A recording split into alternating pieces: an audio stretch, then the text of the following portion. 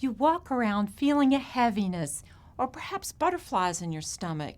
Maybe you feel jumpy and snap at the littlest thing. You might tear up easily and you're not sure why.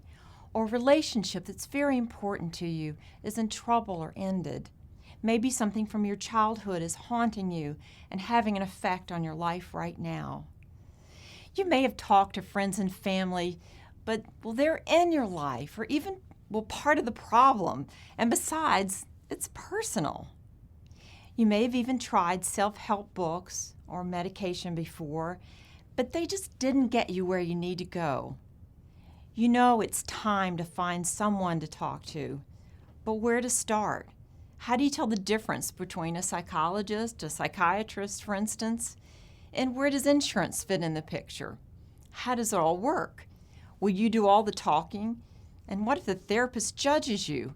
And besides, isn't therapy just paying someone to be your friend? Relax. I've got this. I've been a therapist for over 25 years, and I can lead you through. In those 25 years, certain questions and concerns tend to crop up. I'll give you the inside scoop so you can demystify getting help. It's all there in my Everything You Wanted to Know About Therapy, but were afraid to ask.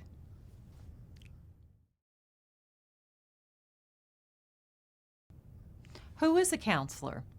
Okay, this is a confusing one, and it stumps a lot of people. A counselor, a psychotherapist, or a therapist typically refers to what the person does. Psychology, social worker, counseling, all refer to the academic degree that the person holds.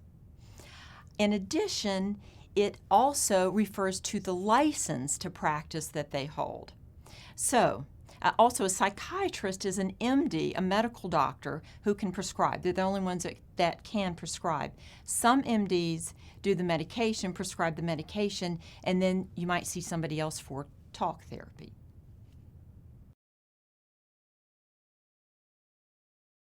How does counseling work? After setting up a time or an appointment with your counselor, you typically come to an office and wait in a waiting room. They may have you download some paperwork off their website beforehand and arrive with it filled out, or you can fill it out when you arrive. Your counselor will bring you into an office which is private and comfortable, where you can talk and discuss your concerns. The clinician, or therapist, will ask you questions and listen primarily. They're going to take some notes to remind them of what you've said to them. They're required to keep those notes in a private, confidential place. Most sessions last 45 to 50 minutes. Some therapists take a little longer in the initial session.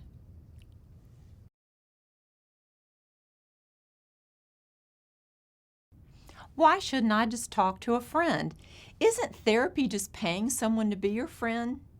Well, sometimes you should talk to a friend. But, there are times when friends just tell you things you need to hear, and at the end of the day, friends and family, they're in your life. They have history with you, and many times they have an agenda. That's not a terrible thing, but by definition, they really can't be objective.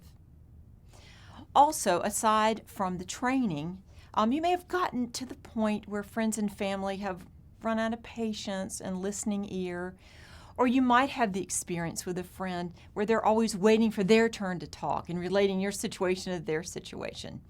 With a therapist, the agenda and the focus is clear. The focus is on you, and the agenda is helping you feel better and getting you where you want to go. They don't have a dog in the fight, so to speak. Many times, it's unclear what the other person is getting out of listening to you. With the therapist, there is a business relationship. There's a monetary exchange. The business part of the relationship is straightforward. You're paying them for their time and their expertise. They may like you quite a bit and celebrate with you your accomplishments, but it's not a social relationship. Oh, and not to mention, there's the whole privacy thing. Unlike friends and family, counselors, a therapist, are held to legal and ethical constraints to keep your information private.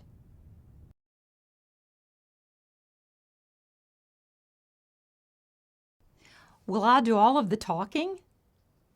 While the focus is on you, and you will do most of the talking, the therapist will ask you questions. Those questions might be as broad as, well, what brings you here? Or as specific as, what was the first time you ever remember feeling X? Most therapists pick up on your comfort level and hopefully give you enough prompting or questions to help you feel comfortable, but give you also as much room as you need to flesh out a thought or feeling.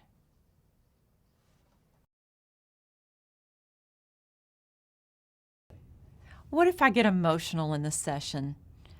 First of all, it's so important to remember your therapist spends his or her day every day dealing with people who are emotional. It's what we do and what we've chosen to do. Therefore, we welcome it when people are real. It's okay, really. It's perfectly understandable that you would get emotional when you're getting to the heart of the matter, when you let your guard down enough to cry. Your therapist knows it's a sign you're talking about the stuff that really matters. Plus, just a wellspring of pent-up emotions usually comes spilling out when you give them voice. A good counselor will reassure you and make you feel as comfortable as they can because they know it's all part of the process. This is why counseling is different from other social relationships. Getting to the emotions is the point. There is no other agenda.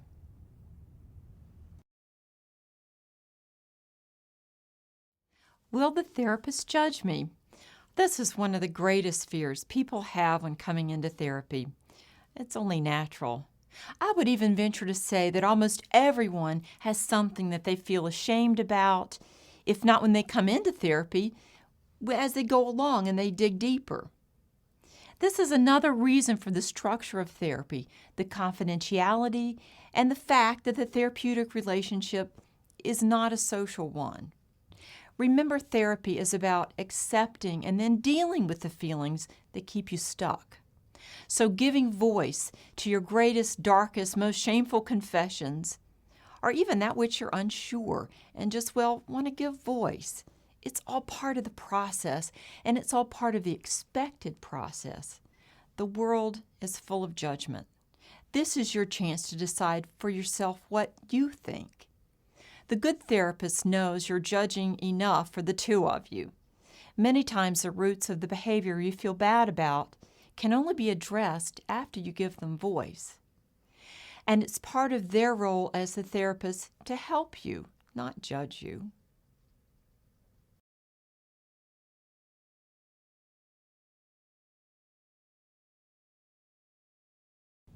How can I tell if I've found the right therapist? Well, after using your head and finding someone who fits your needs and your schedule and has the right training, use your gut and ask yourself basically two questions. The first question is, how safe do I feel with this person? After the first few sessions, how am I going to feel telling him or her my most embarrassing secrets and feel that he or she won't shame me? Also, does this person get me? When they reiterate what they hear me saying and they ask me questions, do they hone in on the essence of what I'm trying to convey? Do their questions help me dig deeper? And do their questions show me that they're really listening? Okay, having said that, ask yourself the second question. The second question is, can I count on this person to be real with me? Can I count on them to really listen and give me real feedback, to hold me accountable? In all, you want a balance of understanding and ability to challenge, to bring you to the next level of awareness. For some, gender and life experience matter. Although the therapist really shouldn't focus on themselves, I think some people have a gut feeling about whether or not they would like to see someone who's been where they have been.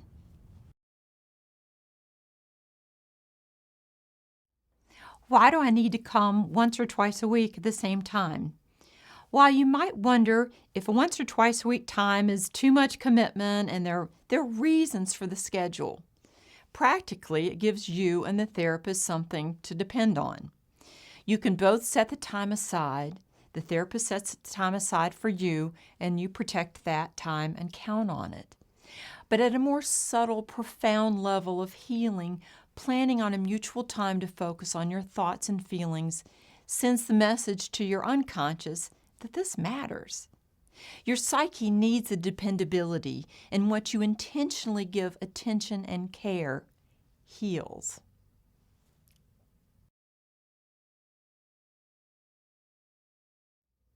Why does my counselor charge for cancellations without 24 hours notice? That's usually the policy. Okay, the answer is threefold. Number one, when your counselor schedules you, they block out that time to see you, and they can't book other appointments at the same time. If you can cancel with enough notice, it's feasible that they can offer the time to someone else who needs to talk.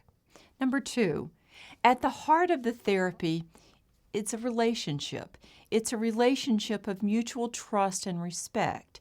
Setting aside time to focus on you is something that you both have committed to do. Number three, the resistance or blocks to relating and exploring your stuff is always there. Therefore, there will be times when you just don't feel like talking because of the resistance. At those times, it's vitally important that your therapist not collude with the resistance part of you. Other times, you might have had a meeting at work or you just couldn't get to therapy. Since your therapist can't know which is which, he or she has a policy to go on. Last but not least, the therapist is a model for valuing yourself.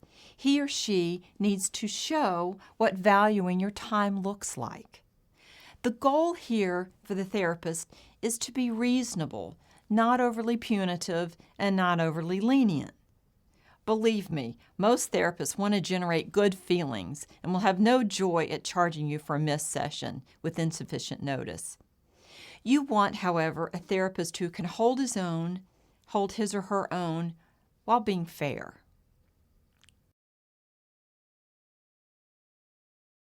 What if I don't feel like talking? Should I come to therapy anyway? Okay, if the therapy is really addressing significant issues, there are going to be times when instead of being eager to talk, you're going to feel like clamming up. This is to be expected. It's part of the structure of a regular time, and regular sessions are, well, in fact, therapeutic. Emotional pain brings us into therapy, and any subject which causes us pain also has a component of resistance. That is that feeling of, I don't want to talk about it, of not having anything to say. We repress, bury, forget painful stuff. It still has an effect on us, but it is out of our awareness. Many times, life experience forces it into awareness. The yucky stuff comes to the surface, and that's what gets us into therapy. As we start to feel better and get away from the yucky stuff, we don't want to bring it up. However, this is the time when it can be the most useful to talk, because chances are that yucky stuff is having way more an effect on your life than you're aware of.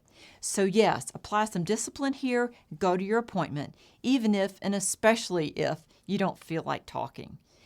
Dig deep, pull up the yucky feelings, air them out, and this is where you can really lean into the full experience of all that therapy can offer. You could just break through some blocks that have been weighing you down in ways you're unaware of until now. When you can understand this and air it out, it is the real gold in therapy that you won't find anywhere else.